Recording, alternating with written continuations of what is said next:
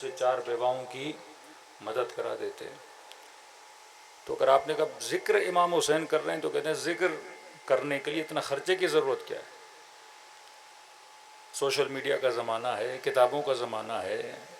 اگر آپ نے لوگوں کو صرف یہ بتانا ہے کہ امام حسین کربلا میں شہید ہوئے تھے تو یہ بتانے کے لیے تو اور بھی راستے ہیں، اتنا خرچ کرنے کی ضرورت کیا ہے کہ لوگ گھروں سے اٹھ کے آئیں، ٹائم نکالیں، گھنٹوں کے گھنٹوں فرش عزا پہ بیٹھیں صرف یہ بتانے کے لیے کہ کربلا میں ایک امام تھے اور انہیں شہید کر دیا گیا، اور اس پہ اتنا خرچہ کیا جائے کہ صرف 10 دنوں میں 4 ارب سے زیادہ پاکستانی روپیز میں شیعہ خرچ کرتے ہیں کہ صرف یہ بتانے کے لیے کہ کربلا میں کوئی امام تھے اور آئے تھے اور شہید ہو گئے۔ کیا واقعاً ہم فرش عزا پہ بلا کے صرف یہ بتاتے ہیں کہ امام حسین شہید ہو گئے؟ مجلس کا اثر صرف یہ ہے کہ تاریخ میں ایک واقعہ ہوا تھا کہ امام حسین شہید ہو گئے تھے، پہلی بات۔ دوسری بات یہ کہ یہ لوگ جو اعتراض کرتے ہیں، اب انہی کے بچے سنیما بھی جاتے ہیں، 2 گھنٹے کی فلمیں دیکھ کے آتے ہیں۔ ایک سنیما کو بنانے میں کتنے کروڑ لگتے ہیں؟ پاکستان میں ایک سنیما بنایا 1.5 ارب روپیہ خرچہ ہوا اس پہ، اس پر کسی نے اعتراض نہیں کیا کہ بھیا سنیما بناتے ہو کروڑوں لگاتے ہو۔ کئی گویے ایسے اسلام آباد میں، کئی سنگر یہاں پہ کنسرٹ کرتے ہیں، ایک کنسرٹ پہ کروڑوں روپے لگایا جاتا ہے، بچے جا رہے ہیں، بچیاں جا رہی ہیں، اس پر کوئی اعتراض نہیں کرتا کہ آپ اس کنسرٹ پہ خرچہ لگانے سے بہتر تھا ایک اسکول بنا دیتے، 4 لوگوں کی شادیاں کرا دیتے۔ ایک سنیما بنانے سے اچھا تھا کہ آپ 4 جوانوں کے مسائل کو حل کر دیتے۔ تیسرا سوال یہ کہ وہ جوان، وہ بچیاں، وہ نسلیں جو ایک کنسرٹ یا ایک سنیما میں جاتی ہیں 2 گھنٹہ اس فلم کو دیکھنے کے بعد جب باہر نکلتے ہیں تو انہیں کیا ملتا ہے؟ وہ جوان جو کسی ناچنے والے اور گانے والے کے گانوں کو سن کے 1.5 گھنٹہ پیسہ خرچ کر کے واپس نکلتا ہے، اسے کیا ملتا ہے؟ اور یہ جوان جو مجلس حسین میں آتا ہے 1.5 گھنٹہ بیٹھتا ہے اور جب یہ باہر نکلتا ہے تو اسے کیا ملتا ہے؟ دنیا کا سب سے بڑا کارنامہ جو امام حسین نے کیا، جو سب سے مشکل ترین کارنامہ ہے، بلڈنگز آپ بنا سکتے ہو، محلے آپ بنا سکتے ہو، ملک کے روڈ آپ بنا سکتے ہو، پلیں آپ بنا سکتے ہیں، یہ کوئی مشکل کام نہیں ہے۔ امریکہ اس سے اچھی پلیں بنا دے گا، یورپ اس سے اچھے روڈ بنا دے گا۔ جو کام امام حسین کرتے ہیں، حسین روڈ نہیں، حسین انسان بناتے ہیں۔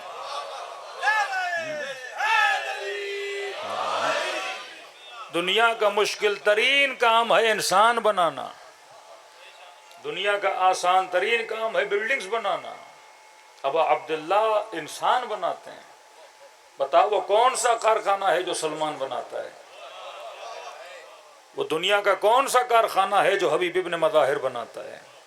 وہ دنیا کا کون سا کارخانہ ہے جو ہور بناتا ہے؟ فرمایا یہاں 2 کارخانے ہیں، ایک کارخانہ شمر بنا رہا ہے، دوسرا کارخانہ ہور بنا رہا ہے۔ تو وہ کارخانے جو نسلوں کو بگاڑتے ہیں اس پر کوئی اعتراض نہیں ہوتا، سارے اعتراضات کس پر ہوتے ہیں؟ امام حسین کی مجلس پہ ہوتے ہیں۔ اب آؤ، مجلس ابا عبداللہ اور امام حسین کی مجلس صرف اس لیے نہیں ہے کہ ہم صرف لوگوں کو بتائیں کہ مولا شہید ہو گئے۔ اثر مجلس کیا ہے؟ وہ معاشرے جن میں مجلسیں ہوتی ہیں اور وہ معاشرے جن میں مجلسیں نہیں ہوتی ہیں، آپ ان کو کمپیئر کریں۔ وہ نسلیں جو مجلسوں میں آتی ہیں اور وہ نسلیں جو مجلسوں میں نہیں آتی، دونوں نسلوں کو کمپیئر کر کے دیکھیں۔ تو میں نے کسی جگہ پہ مثال دی تھی اور میں نے کہا پہلے زمانے میں مشکل تھا اس کو جاننا، آج کے زمانے میں ہر چیز واضح ہو گئی ہے کہ 2 معاشروں کے فرق کو آپس میں دیکھ لو۔ مسلمان کتنے ممالک ہیں؟ 40 سے زیادہ ملک ہیں۔ نماز وہ بھی پڑھتے ہیں، نماز ہم بھی پڑھتے ہیں، روزہ وہ بھی رکھتے ہیں، روزہ ہم بھی رکھتے ہیں، عمرہ حج و زکوٰۃ وہ بھی دیتے ہیں، عمرہ حج و زکوٰۃ ہم بھی دیتے ہیں۔ لیکن مسئلہ یہ ہے وہ سب کچھ کرنے کے بعد بھی اسلام کے دشمن کے مقابلے میں لڑنے کی ہمت ان کے اندر نہیں ہے۔ اور آج کے معاشرے میں اگر کوئی یہ ہمت کرتا ہے تو وہی معاشرہ ہمت کرتا ہے جس معاشرے میں حسین کی مجلسیں کرائی جاتی ہیں۔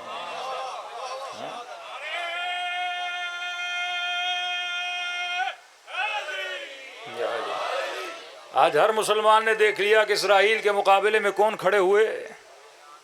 جو علی ابن ابی طالب کو مانتے ہیں. تو سوال ہے ان کے بچوں کے اندر ہمت کیوں نہیں؟ کیونکہ انہوں نے نہ علی سنا. معاشرہ ہوتا ہے نا، ہم نے مائیں بچوں کو گود میں لے کر آتی ہیں اور انہیں علی اصغر سناتی ہیں، انہیں اکبر کی شجاعت بتاتی ہیں، انہیں قاسم کی جنگ دکھاتی ہیں. تو یہاں کے بچے جو مجلس حسین میں آتے ہیں ان کے دلوں سے خوف کو نکالا جاتا ہے، شجاعت کے بھرم کو بھرا جاتا ہے. جس سماج میں عاشورہ ہے وہ معاشرہ بہادر بنتا ہے، وہ وقت کے یزیدوں کے مقابلے میں لڑنے کی ہمت بھی رکھتا ہے، جرأت بھی رکھتا ہے. اور آپ نے دیکھا وہ چاہے یمن کا شیعہ ہو، وہ چاہے عراق کا شیعہ ہو، وہ چاہے 12 امام والا ہو یا 4 امام والا ہو، کیونکہ 12 والے کے پاس بھی حسین ہے، 4 والے کے پاس بھی حسین ہے. یہ نسلوں کی تربیت مجلس ازاں صرف تاریخ بتانے کے لیے نہیں ہے، ایک معاشرہ بنانے کے لیے ہے، ایک نسل بنانے کے لیے ہے. یہ فرش ازاں پہ آئے گا، سنے گا. آج کسی بھی شیعہ مجلس میں چلے جائیں، 10 سال کا بچہ، 8 سال کا بچہ، 12 سال کا بچہ، اسے کھڑے کر دو، اے میرے لال یہ بتا یزید پہ لعنت بھیجنی چاہیے کہ نہیں؟ کسی بھی شیعہ معاشرے سے کوئی بچہ اٹھا لیں، اس سے پوچھیں کہ یزید قابل لعنت ہے کہ نہیں، آپ پوچھو گے وہ بھیج کے بتائے گا کہ یہ شخص ہے ہی قابل لعنت. لیکن آپ چلے جائیے بڑے بڑے مدرسوں میں، بڑے بڑے مفتیوں کے پاس. اسی اسلام آباد میں ایک مفتی ہیں، گلا پھاڑ پھاڑ کے باتیں کرتے ہیں. اس کا انٹرویو انٹرنیٹ پہ پڑا ہوا ہے کہ یزید نے ظلم کیا کہ کیا، امام حسین کے ساتھ زیادتی کی کہ سر کاٹنا چاہیے تھا کہ نہیں، کہ فرزند رسول کے ساتھ اتنا ظلم کرنا چاہیے تھا کہ نہیں. سب کچھ مانتا گیا، یہ بھی کیا وہ بھی کیا، کہ جناب پھر یزید پہ لعنت بھیجیں. تو کہا اس معاملے میں ہم ذرا خاموش ہیں، ہم ذرا چپ ہیں. تو مفتی اتنی کتابیں پڑھنے کے بعد بھی لعنت کو سمجھ نہیں پایا. یہ فرش ازا ہے جس نے بچے بچے کو سمجھا دیا کہ ظالم پہ لعنت بھیجی جاتی ہے اور مظلوم کا ساتھ دیا جاتا ہے. تو یہ مجلس ازا ذہن بناتی ہے، مجلس ازا نسل بناتی ہے. یہ صرف یہ نہیں کہ 5 منٹ کے لیے گریا ہوا اور ماتم کیا اور گھروں میں چلے گئے، نہیں. اثر مجلس ازا یہ ہے کہ جن گھروں میں، جن معاشروں میں امام حسین کا پیغام جاتا ہے تو ان بچوں کے ذہن میں شعور پیدا ہوتا ہے، ظالم اور مظلوم کی تفریق کا پتہ چلتا ہے، پیغام امام حسین اور ہدف ابا عبداللہ کا پتہ چلتا ہے کہ مولا حسین نے اتنی بڑی قربانی دی تو کس لیے بڑی قربانی دی. فرماتے ہیں خرج تو میں اس لیے خروج کر رہا ہوں کیونکہ میرے نبی کی امت کے اندر بگاڑ پیدا ہو چکا ہے. یہ اسلام کی نشانیوں کو بھول چکے ہیں، بدعتیں عام ہو گئی ہیں، نبی کی سنت کی کمپلیٹلی انہوں نے بھلا چکے ہیں. فرمایا میں ان سنتوں کو زندہ کرنے کے لیے نکلا ہوں کہ جس معاشرے میں صبح کی 2 رکعت نماز کو 4 رکعت میں پڑھا دیا جائے، جس معاشرے میں جمعے کی نماز بدھ کے دن پڑھا دی جائے اور پورے لوگ خاموش رہیں. فرمایا حسینیت خاموشی کا نام نہیں، صدا کو بلند کرنے کا نام ہے. حسینیت شعور کی بیداری کا نام ہے. دیکھیے میں چھوٹی سی مثال آپ کو دے رہا ہوں، ذہن سازی. امام حسین کی جنگ فکر یزید کے ساتھ ہے. یہ آپ دیکھ رہے ہیں اسرائیل ہو، ایران ہو، جنگیں جو ہو رہی ہیں یہ بلڈنگوں کی جنگیں نہیں ہیں کہ آپ اس پہ خوش ہوں گے ایک میزائل لگا 10 بلڈنگیں گر گئیں. نہیں، وہ اس سے اور اچھی بلڈنگ بنا سکتا ہے، پیسہ اتنا ہے ان کے پاس. آپ 10 بار بھی پورا اسرائیل کو ملیامیٹ کر دیں وہ 100 بار اس سے اچھا بنا دے گا. بلڈنگز بنانا کوئی بڑی بات نہیں ہے. یہ جنگ فکر کی جنگ ہے. آئیڈیالوجی آف امیر المؤمنین، فکر علی ابن ابی طالب، فکر حسن ابن علی، فکر حسین ابن علی کیا ہے کہ ظالم کے مقابلے میں ڈٹ کے کھڑے رہنا. دکھ اس کو یہ نہیں کہ میری بلڈنگز گریں، دکھ اس کو یہ ہے کہ شیعوں نے میرا غرور مٹی میں ملا دیا. یزید کو تکلیف کیا تھی کہ تخت پہ بیٹھا ہے، فوجیں ہیں، سب کچھ ہیں، امام زین العابدین کے ہاتھوں میں رسیاں بندھی ہیں، لیکن پھر بھی امام اسے کیا کر رہے ہیں؟ للکار رہے ہیں. سیدہ زینب خاتون ہوتے ہوئے یزید کو اس کے سامنے اسے کیا کر رہی ہیں؟ للکار رہی ہیں. کسی کے غرور کو، یہ اللہ کی سنت ہے. ابرہا خود کو بڑا طاقتور سمجھتے تھے، بڑے بڑے ہاتھی، بڑے بڑے لشکر، اور اللہ کی سنت یہ ہے کہ تو جتنا بڑا ہوگا میں تجھے ذلیل کرنے کے لیے اتنے چھوٹے سے ماروں گا. بڑے بڑے ہاتھیوں کو چھوٹے چھوٹے تیتر جتنے پرندے بھیجے، ان کی چونچوں میں چھوٹے چھوٹے پتھر، چھوٹے چھوٹے پتھروں نے ان ہاتھیوں کو واصل کر دیا اور دنیا سے چلے گئے. فرمایا اللہ کی سنت ہے کہ دشمن جتنا بڑا ہو اسے چھوٹی چیزوں کے ساتھ کیا کرتا ہے؟ ذلیل و خوار کرتا ہے. اب بچوں کے ذہنوں میں اسکولوں میں ایک فکر بنائی جاتی ہے. دیکھو فکر اگر بن گئی بچپن سے تو پھر آپ جب بڑے ہوگے پوری زندگی اس کی ہمت نہیں کرو گے. مثلا بعض جگہوں پہ ہم ایک لفظ استعمال کرتے تھے بھوت بنگلہ مثلا، یا جو لوگ پہاڑوں میں رہتے ہیں تو جب انگریز آئے اسپیشلی گلگت بلتستان میں جنوں کا بڑا تصور ہے. شروع میں ہمارے اساتذہ بتاتے جب گئے تو کہا ایک پہاڑ تھا کوئی بندہ وہاں نہیں جاتا تھا. بھئی کیوں نہیں جا رہے؟ کہ یہاں جن آتے ہیں. ذہن بنا دیا بچپن سے. اب اسے کہا یہاں جن ہے تو کہتے ہیں 15 سال گزر گئے، 10 سال گزر گئے، ہم کبھی بھی اس طرف گئے نہیں کیونکہ ذہن بنا دیا ادھر کیا ہے؟ جن ہے. بعد میں پتا چلا کہ انگریز کمپنیاں آئی تھیں، کسی غار سے سونا نکلا تھا. اب پھر سردیاں آتی تھیں، برف باری ہوتی تھی، انہوں نے جانا ہوتا تھا تو ان کو یہ تھا کہیں یہ لوگ آ نہ جائیں، سونا نکال کے لے نہ جائیں. تو ان کو بولا یہاں کیا ہے؟ جن ہے. تو کوئی بندہ جاتا ہی نہیں تھا. ذہن بچپن سے بنایا جاتا ہے. آج ملکوں کو دیکھ لیں، ہر نسل کو، ہر بچے کو بتا دیا کہ امریکہ کیا ہے؟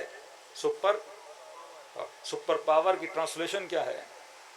سپر سب سے زیادہ، پاور طاقت، مطلب اس کے پاس سب سے زیادہ طاقت ہے. اور یہاں ہم کلمہ کیا پڑھتے ہیں؟ لا الہ الا اللہ محمد رسول اللہ، کہ اللہ کے علاوہ کسی سے، اللہ سے زیادہ کسی کے پاس پاور نہیں ہے.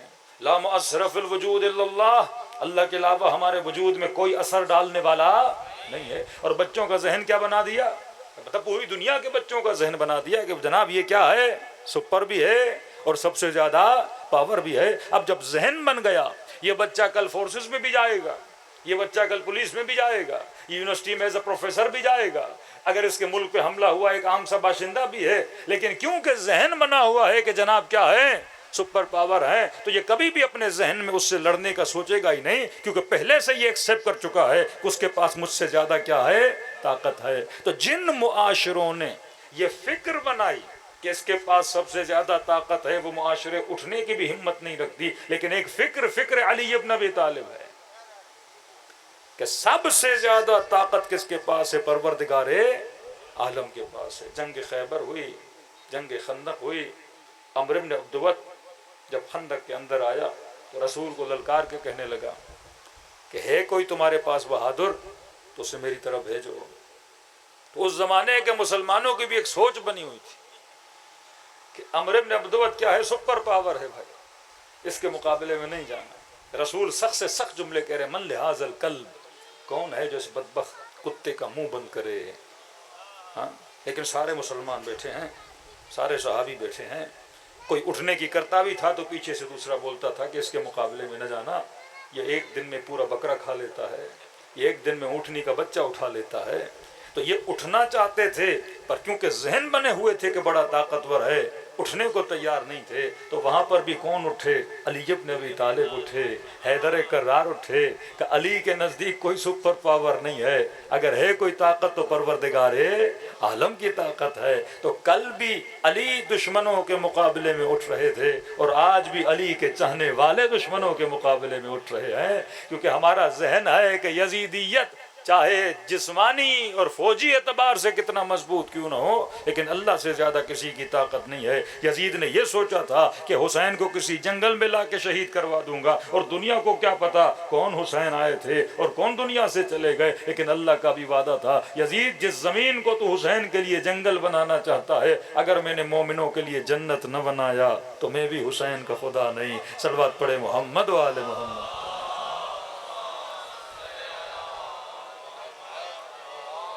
محمد اجل فرجہم. تو مجلس حسین نسل بناتی ہے، مجلس حسین فکروں کو بلند کرتی ہے، مجلس حسین انسان کے مزاج کو بدل دیتی ہے. ایک ملاقات نے حر کو حر بنا دیا. کتنا اثر ہے. جناب زہیر ایک بار امام حسین سے ملے لشکر امام حسین مل گئے. وہب قلبی، مجھے نہیں پتا وہب نے پوری زندگی نمازیں کتنی پڑھی، شاید چند دن کا نمازی، چند دن کا عابد، لیکن آج ہر مومن و مسلم جناب وہب کو کیا کرتا ہے؟ سلام کرتا ہے. صلوات پڑھے محمد و آل محمد. آل محمد. یہ بچے ہیں، کہہ رہے مولانا مکتب اہل بیت میں آنا چاہتے ہیں اور کہہ رہے تھے کہ ہم اعلان کرنا چاہتے ہیں، شیعہ بننا چاہتے. سامنے کھڑے ہو جائیں، ادھر ادھر ادھر کھڑے. صلوات پڑھے محمد و آل محمد.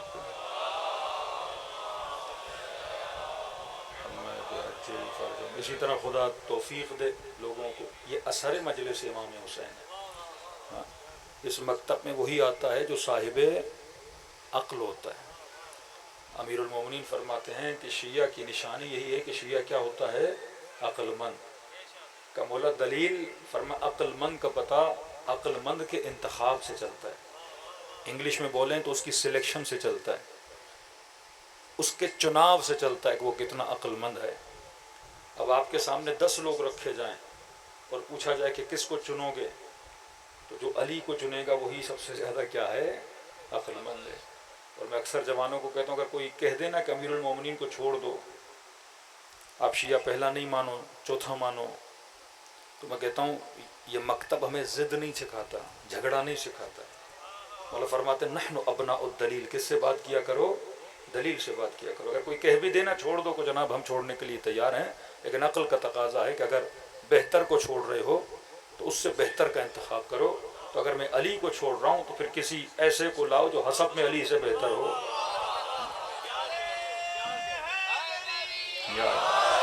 کوئی ایسا لاؤ جو نسب میں علی سے بہتر ہو، شجاعت میں علی سے بہتر ہو، جس کے بچے علی کے بچے جیسے، جس کی زوجہ علی کی زوجہ جیسی. تو دنیا اس کو چیلنج دو کہ جناب جاؤ شجاعت میں علی سے بہتر لاؤ، سخاوت میں علی سے بہتر لاؤ، علم میں علی سے بہتر لاؤ، تو ہم ماننے کے لیے تیار ہو جائیں گے. آپ اسے چیلنج دیں گے، جائے گا، آئے گا کہ نہیں مجھے نہیں پتا، لیکن اگر اہل حق ہوگا تو آ کر کہے گا کہ میں نے بھی علی کو پہلا ماننا ہے کیونکہ علی سے بہتر مجھے کوئی ملا نہیں ہے. تو مکتب یہ آپ کا ذہن بناتا ہے. کانسیپٹ آف ولایت یہی ہے کہ بہتر سے بہتر کا چناؤ کرو.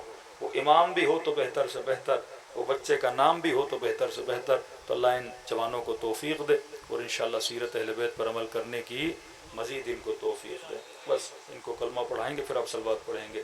بسم اللہ الرحمن الرحیم. لا الہ الا اللہ محمد رسول اللہ علی ولی اللہ وخلیفتہ بلا فصل وأولادہ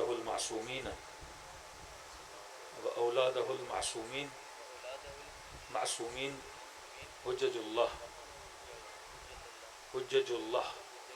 اللہم صلی علی محمد و آل محمد. اللہ ان کو توفیق. یا صلوات پڑھے محمد و آل محمد. بیٹھ جائیں اس میں.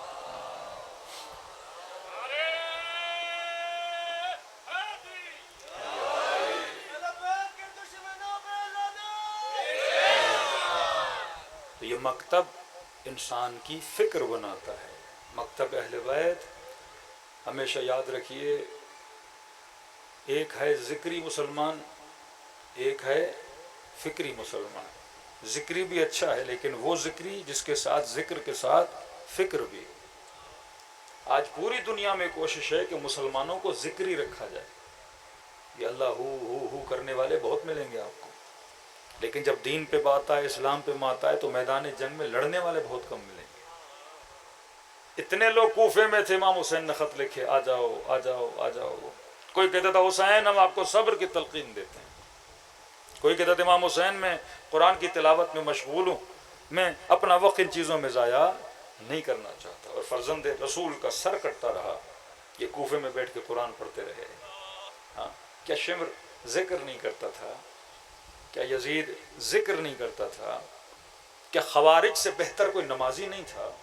ماتھوں پہ سجدوں کے نشان، دن رات نماز پڑھنے والے خوارج. عابد تو تھے، زاہد تو تھے، عقیدے کا فقدان تھا، عقیدے غلط تھے، آئیڈیالوجیز غلط تھیں.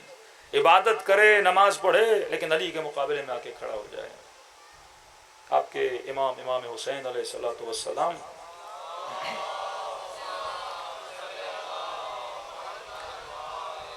مولا حسین مدینے میں مسجد کے اندر داخل ہوئے۔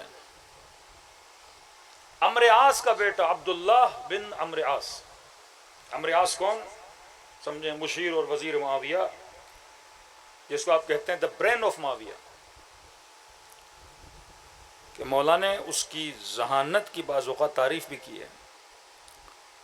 بہت تیز آدمی جو مختلف جنگوں میں امیر المومنین کے مقابلے میں کھڑا رہا۔ جناب محمد ابن ابی بکر کو مصر میں شہید کروایا، جناب مالک اشتر سفر میں آ رہے تھے، ان کو زہر دلائی گئی، اور مصر کی حکومت امیر المومنین سے لے کے انہوں نے اپنے قبضے میں کی۔ ان کا بیٹا عبداللہ بن عمرو عاص، امام حسین مسجد میں گئے، اس کے بیٹے نے امام حسین کو دیکھا، اپنے دوستوں رفقا کے ساتھ بیٹھا تھا، اور ادب امام حسین میں کھڑا ہوا۔ دوستوں کو کہا کہ تجھے پتا ہے یہ جو مسجد میں آ رہا ہے کون ہے؟ کون ہے؟ کہ یہ سیدہ شباب اہل الجنہ، جنت کے جوانوں کا سردار حسین ابن علی ہے۔ تو ان کے دوستوں میں سے ایک دوست نے اس کو طنز کیا، اس کا مذاق اڑایا کہ عبداللہ، ایک طرف کہہ رہے ہو جنت کے جوانوں کا سردار ہے، دوسری طرف اسی کے بابا کے مقابلے میں جنگ صفین میں تم کھڑے ہو گئے تھے۔ تمہاری ذہنیت ہمیں سمجھ نہیں آتی کہ ایک طرف فضائل اہل بیت بھی پڑھو، دوسری طرف کئی جنگوں میں ان کے مقابلے میں بھی کھڑے ہو جاؤ۔ تو عبداللہ عمرو عاص نے کہا کہ جناب وہ معاملہ الگ تھا، سمجھ نہیں ہے، ایک طرف کہہ رہو جنت کے جوانوں کے ساتھ، انہی کے مقابلے میں یہ بھی تو تھے جنگ میں۔ حضرت عباس 13 سال کے جنگ صفین میں، امام حسین ابن علی بھی ہیں، حسن ابن علی بھی ہیں، کہ انہی کے مقابلے میں تو لڑنے گیا اور آج کہہ رہے جنت کے جوانوں کے سردار ہے۔ کہ وہ معاملہ الگ ہے، وہ کس طرح؟ کہ کیونکہ وہاں میرا باپ تھا، اور قرآن کا حکم ہے کہ ماں باپ کو ناراض نہیں کرنا چاہیے، کیونکہ والد کی اطاعت مجھ پہ واجب ہے۔ لا ولا تقولوا لهما اف، کے ماں باپ کو اف تک نہ کہو۔ اب ان میں اختلاف ہو گیا کہ وہاں میرا قصور نہیں، کیونکہ والد گیا تھا تو میں والد کی اطاعت میں تھا، اور جو والد کہتا ہے، قرآن کہتا ہے والد کی اطاعت کیا ہے؟ واجب ہے۔ اختلاف ہوا، انہوں نے کہا چلو چلتے ہیں حسین بن علی کے پاس، پوچھتے ہیں کہ تم صحیح کہہ رہے ہو یا ہم صحیح کہہ رہے ہیں۔ امام حسین کے پاس آتے ہیں، کہتے ہیں مولا یہ کہہ رہا ہے کہ میں جنگ صفین میں آپ کے مقابلے میں آیا، مجبور تھا کیونکہ باپ نے کہا تھا۔ امام حسین نے فرمایا غلط کہہ رہا ہے، اس نے قرآن پڑھا تو ہے پر سمجھا نہیں ہے۔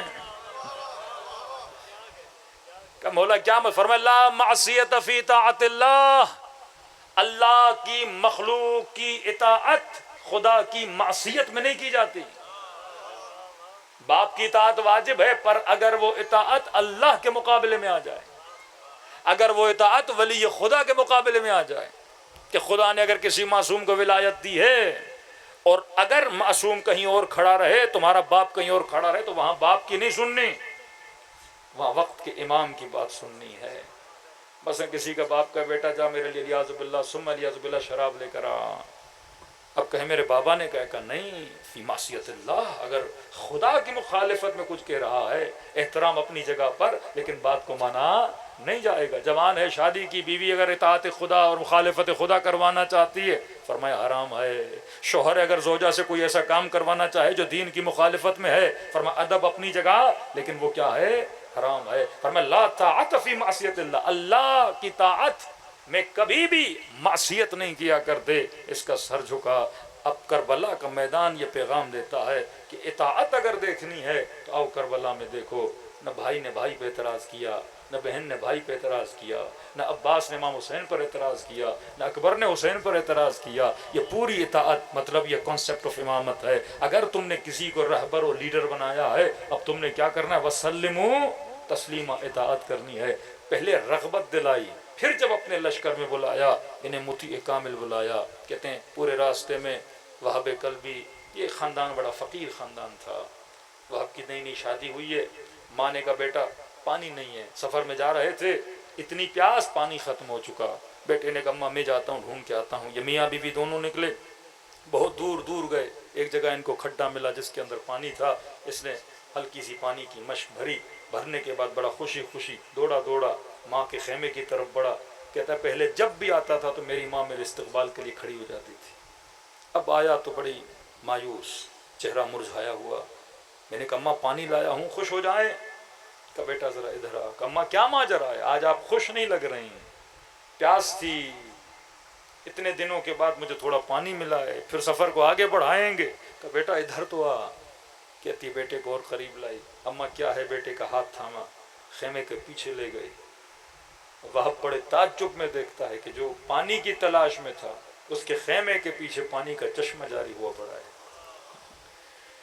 کہ اتنا پانی، اتنا چشمہ کہاں سے جاری ہوا؟ کہ میرے لال جب تو پانی ڈھونڈنے گیا تھا تو یہاں سے قافلہ گزر رہا تھا، ایک نورانی شخص میرے خیمے کے باہر کھڑا ہوا، میں اس کو نہیں جانتی تھی پر ایسے لگ رہا تھا وہ مجھے بہت عرصے سے جانتا ہے۔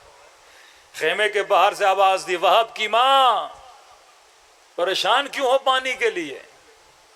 میں پریشان ہوئی، میرے بیٹے کو بھی جانتا ہے اور مجھے کہہ رہا ہے وہاب کی ماں کہ خیمے سے باہر نکلی، ایسا نورانی چہرہ۔ کہنے لگا کس لیے پریشان ہو؟ میں نے کہا ہم فقیر ہیں، مسافر ہیں، جا رہے ہیں، پانی نہیں ہے بیٹا، پانی کی تلاش میں گیا ہے۔ کہا ضرورت نہیں، ادھر آ جا۔ کہا مجھے لے گیا خیمے کے پیچھے، ایک ٹھوکر ماری، زمین سے پانی کا چشمہ جاری ہو گیا۔ میں نے کہا آپ کون ہو؟ حضرت عیسیٰ ہو؟ کا نہیں، موسیٰ ہو؟ کا نہیں، خضر ہو؟ کا نہیں۔ کہ کون ہو جو اپنی ٹھوکر سے چشموں کو جاری کر رہا ہے؟ کہ میں آخری زمانے کے نبی کا نواسا حسین ابن علی ہوں۔ کہنے لگی کہ مولا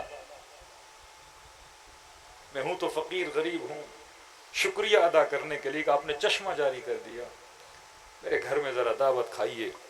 تو مولا نے فرمایا ہمیں بہت جلدی ہے، ہم نے جلدی سے آگے بڑھنا ہے اور منزل مقصود کی طرف جانا ہے۔ کہ اگر برا نہ مارے تو مخدرات میں جاؤں، بیویوں سے مل لوں، کسی کی کوئی خدمت کر لوں۔ امام نے کہا چلے جائیے۔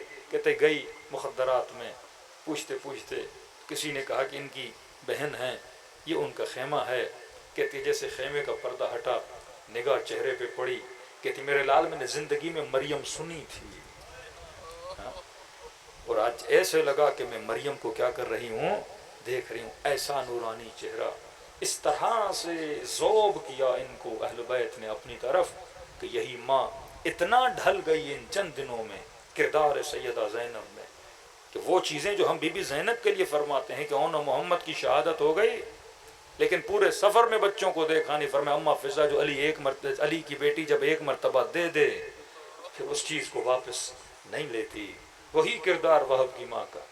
کہتے ہیں اس نصرانی وہب قلبی کو جب دشمن نے شہید کیا، دیکھیے بعض شہداء کے سر شام غریبہ کو کاٹے گئے نا، یا 11 محرم کو کاٹے گئے، وہب وہ شہید ہے کہ فوراً شہادت کے بعد اس کا سر کاٹا گیا تاکہ بتایا جائے حسین کے ساتھ کون ہے، نصرانی ہے۔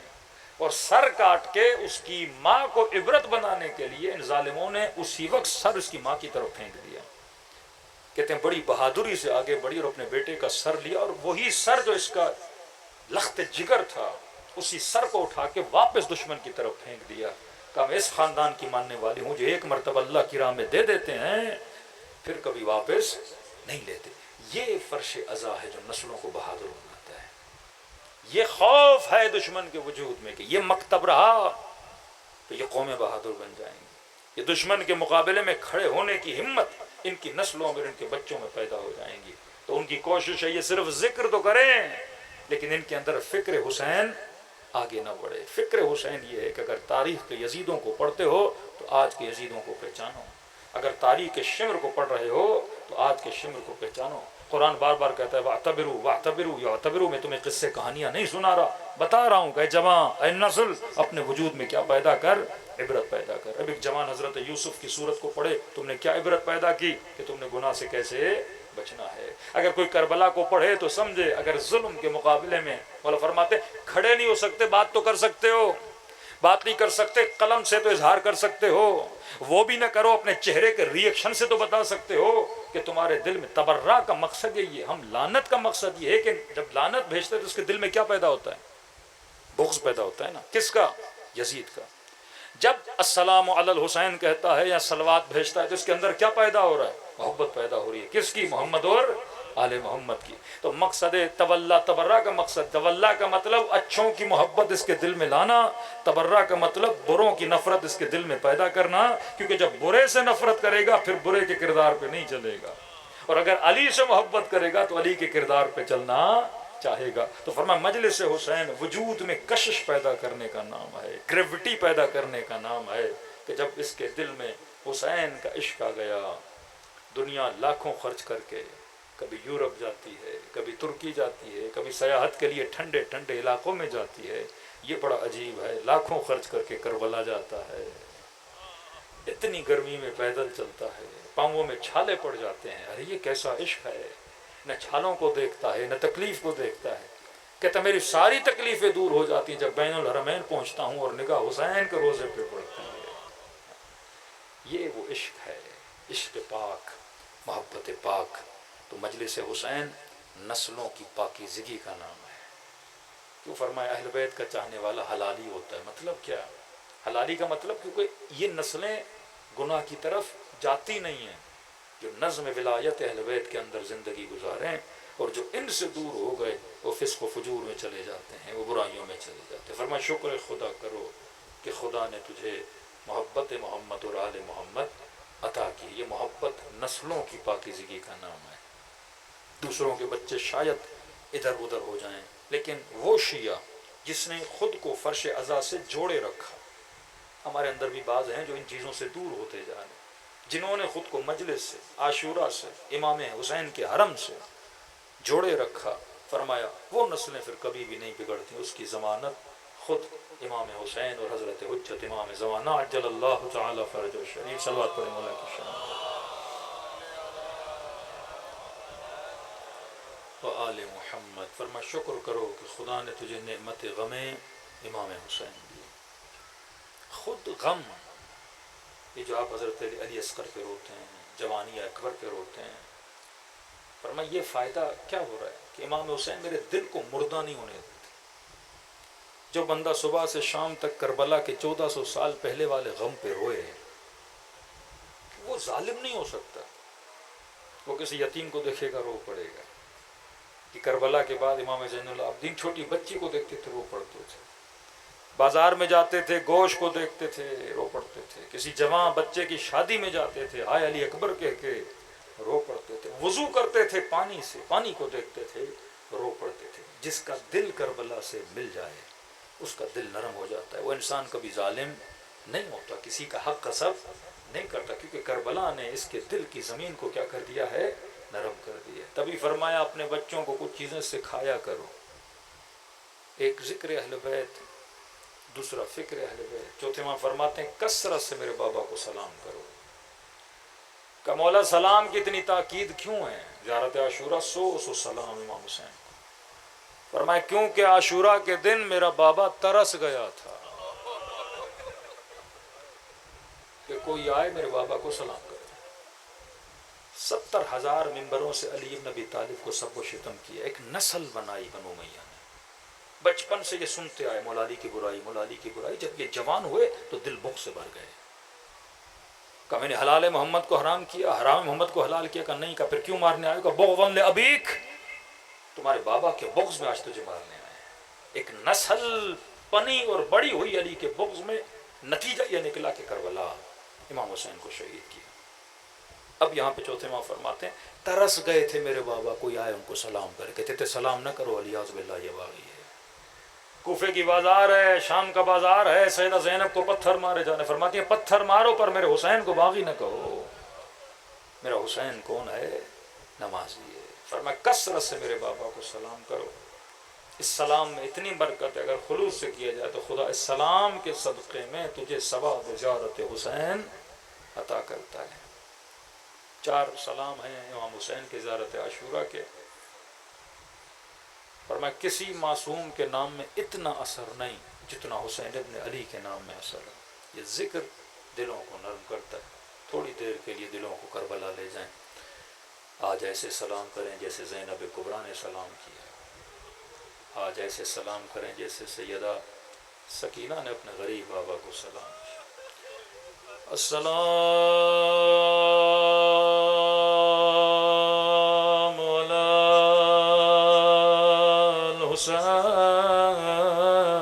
الحسین وعلی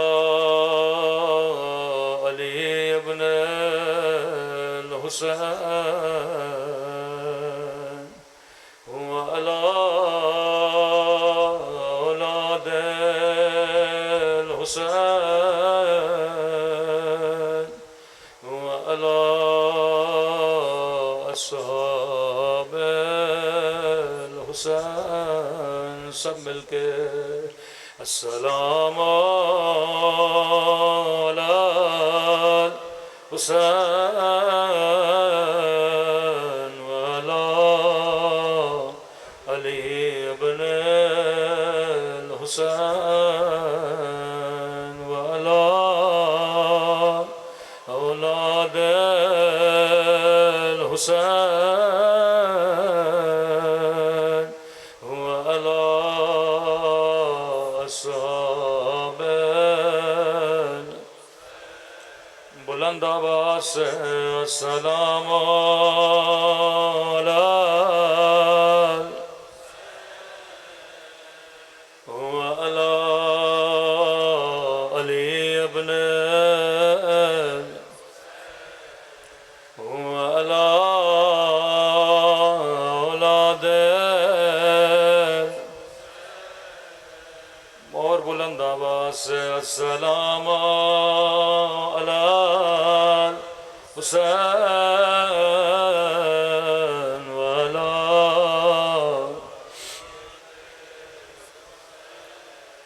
وعلی اولاد